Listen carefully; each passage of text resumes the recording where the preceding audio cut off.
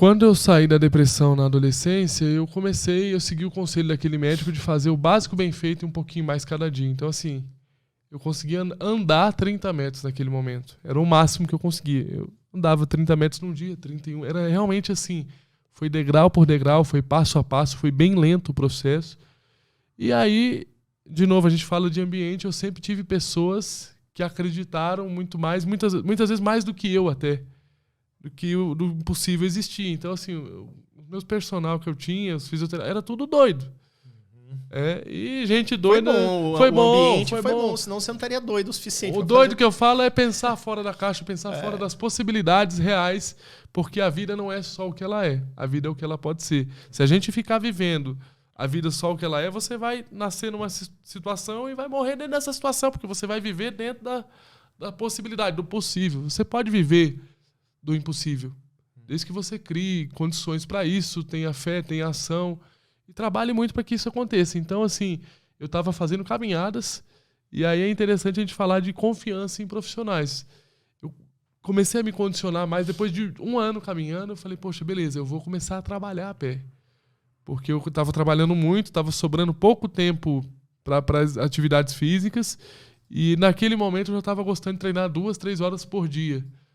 Então, e aí eu mapeei com o meu personal trainer o caminho, porque além de fazer o caminho, eu tinha que fazer um caminho bom, mais acessível, com menos degraus, menos obstáculos. Sim.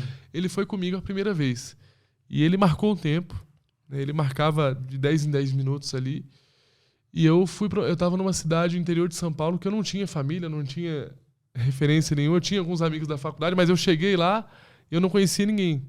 Eu conheci ele ali, foi uma das primeiras pessoas que eu conheci. E ele foi a minha referência ali na cidade. E aí ele me deu essa confiança. Muita coisa na vida é só confiança. Ele falou, Samuel, você pode ir sozinho, se acontecer qualquer coisa, se você cair, tropeçar, você me avisa quando você estiver saindo de casa que eu vou saber onde é que você está e eu venho te buscar. Eu nunca precisei que ele fosse me resgatar, mas só o fato de ter essa possibilidade me fez ter a confiança de eu ir caminhando todos os dias para o meu trabalho. Então eu mandava uma mensagem para ele, tô saindo de casa. Mandava quando saí, mandava quando cheguei, só para ter esse monitoramento que veio de um personal trainer que hoje é o Betinho, é um dos meus melhores amigos, né? E foi o cara responsável por muita coisa na minha vida. Então, assim, ande com pessoas que acreditam em você. Muitas vezes você vai desanimar e o ambiente vai ter que te jogar para cima. Só que se você estiver num ambiente ruim, você vai afundar. Eu vejo isso muito...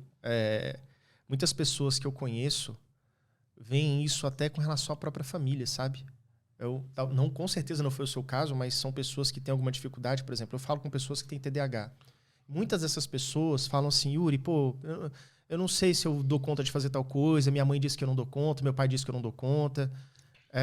E eu também já ouvi isso. Né? Eu também já ouvi do tipo, você não vai dar conta, você não vai ser nada na vida. Eu já ouvi isso, foi doloroso na época, né?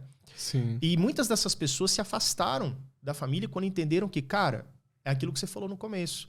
Só você sabe a sua dor. Só você sente as consequências do que você faz ou deixa de fazer são só suas. A sua mãe pensava isso, né? Não é do médico. Mas, ou seja, você tem que confiar em você, mesmo que o mundo inteiro diga o contrário. Simples assim. Porque o mundo inteiro não conhece você tão bem quanto você. Eu vou contar uma história aqui, como que foi construída a minha confiança em 2 momentos. No primeiro momento, eu tinha 3 anos e pouquinho, estava numa praça e vi as crianças no balanço e estava com a minha mãe e eu não falava.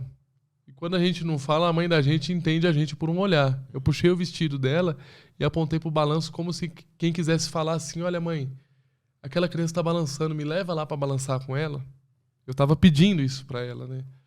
Minha mãe se abaixou e olhou nos meus olhos e falou, filho, você ainda não se comunica. Olha o poder da palavra, você ainda não se comunica. Você vai falar. Ela sempre reforçava essa confiança. E aí eu falo muito de milagre, porque muitas pessoas desejam milagre, mas poucas pessoas se preparam para o milagre. A minha mãe estava pronta para me falar, para me andar, e ela me preparou para isso. Porque ela, antes de acontecer, ela já tinha ações congruentes e condizentes como se já tivesse acontecido. E aí ela olha para mim e fala, olha só, você não fala, mas você se comunica. olha para aquela criança que tá no balanço e dá um sorriso e espera alguém responder de volta. Aí eu sorri para a primeira criança, fui ignorado. A segunda criança que sentou ali era uma menininha chamada Amanda. Quantos anos? Da minha idade. Ela teve a sensibilidade só por um sorriso de vir me buscar, me ajudou a levar no balanço e coisa. E a Amanda, depois, com 4 anos, a gente entrou na escola juntos, na mesma escola, e foi a minha primeira melhor amiga. E eu fiz essa primeira melhor amiga sem falar uma palavra. E a gente passou ali depois ensino médio e parte do ensino fundamental e parte do ensino médio juntos, estudando na mesma sala, e foi uma grande amiga que eu tive, alguém que me ajudou muito, que contribuiu muito com a minha vida, mas de fato é sobre autonomia, né? As pessoas às vezes querem fazer por outras pessoas, e aí eu falo isso para quem tem filho pequeno. Deixa seu filho fazer, vai bagunçar. É mais difícil o seu filho fazer do que você fazer por ele, com certeza. Mas isso lá na frente vai cobrar um preço de confiança, de autoestima. Então, é sobre isso. E a outra parte da história foi até uma inspiração para o título desse livro aqui. Deixa eu mostrar para você. Já vamos falar do livro. Ó, pode mostrar aqui, Sem Desculpas. Tá, essa câmera aqui. Posso ver? Claro, esse aqui é seu. Eu vou assinar, obrigado, ainda não assinei. Muito obrigado, pessoal. Tá vendo aqui, ó, Sem Desculpas. Já vamos falar sobre isso, porque não vejo um título melhor para o livro a não ser esse. Isso. E por que desse título?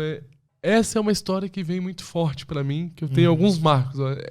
Nessa fase da comunicação, quando a minha mãe me falou isso, eu sempre escuto que essa voz vai em frente que você consegue. Da maneira que você tem, do jeito que você tem, dos recursos que você tem, você vai conseguir. Então isso traz uma confiança para mim, a gente entra naquele self-talk de novo, né? A gente tem que dominar isso, cara. Porque se a gente ficar escutando de nós mesmos, se a gente não consegue, que não é capaz, que não é merecedor disso, a vida vai nos provar isso. Porque o que a gente acredita se torna a verdade absoluta na nossa vida. E a história do cadastro, porque eu comecei a andar com 7 anos. E interessante, eu até vou contar a história também de confiança, né? A minha mãe listou nos anos 90, e aí eu falo sobre a vida é muito mais do que ela pode ser, por conta disso também. Porque ela listou os maiores ortopedistas do Brasil, e ela falou, cara, meu filho vai andar. Eu vou atrás de cada um deles, e chegou no primeiro médico, e ela foi assim, pegou uns caras com um currículo pesadíssimo, todos eram muito bons, mas ela começou pros caras que tinham um currículo mais pesado entre os melhores. Chegou no primeiro médico e ele... Mãe, desiste. Você é jovem, você é bonita. Não dedique a sua vida a uma outra vida que jamais vai se desenvolver. E eu estava com ela no médico. Eu vi e senti tudo que o médico falou, só que a minha mãe é a minha referência, não era o médico. A minha mãe saiu dali com os olhos cheios da lágrima e saiu do consultório e falou, filho, nós temos 9 chances. Nós temos 9 possibilidades de alguém falar um sim. A gente precisa de um único sim para mudar a nossa realidade. Então é sobre persistência. Aí ela foi para o segundo médico. O segundo médico foi mais soft, foi mais macio, foi mais delicado ali no diagnóstico. Ele falou, olha, Samuel chegou no limite dele, não tem como ele crescer. Não tem como ele desenvolver mais que isso. Eu com 8 anos. Olha, foi para o terceiro médico, ele falou que não valia a pena fazer nada de cirurgia porque não ia ter resultado. 4º, 5º, 6º. Depois de 7 médicos falarem não, o 8º falou talvez. E o 8º, todos tinham um currículo muito bom, mas ele não era o do melhor currículo. Só que ele é o que mais entendia de gente, cara. Isso fez toda a diferença. Isso fez toda a diferença. Porque a consulta que era para ser meia hora, 40 minutos, como foram com os outros médicos, com ele foi 2 horas e meia. E ali ele entendeu quem eu era, o que eu fazia, quais eram as minhas dificuldades no dia a dia. E junto com a minha mãe e meu pai, eles chegaram à conclusão que sim, valeria a pena tentar uma cirurgia.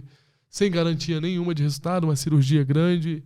Foram meses e meses. Eu lembro que eu perdi 1 ano na escola porque eu faltei muita aula por reabilitar. E aí eu entro de novo nas áreas de reabilitação, na fisioterapia, como que são importantes na nossa vida, porque ele condicionou, olha, vale a pena fazer a cirurgia do Samuel, mas o pós-cirúrgico tem que ser com o pessoal que eu conheço aqui. Então, assim, Qualquer coisa que você fizer, às vezes as pessoas se preocupam muito, poxa, eu vou fazer uma cirurgia. O pós-cirúrgico ele é tão importante quanto, né? Quando a gente fala de reabilitação, Sim. readquirir movimentos, e às vezes as pessoas não se dedicam a isso e jogam a cirurgia fora. A gente pode trazer isso para várias coisas na vida. Às vezes a pessoa passa por um momento, ela acha que não precisa fazer mais, porque passou por aquele momento mais difícil, que a gente pode trazer esse paralelo que é a cirurgia, e depois ela não se dedica, e aí ela não colhe o aprendizado daquilo que ela poderia colher. O aprendizado são os resultados, são o que vai trazer os resultados. Ela colhe só a dor daquele processo que foi doloroso. Então, é muito sobre isso, né?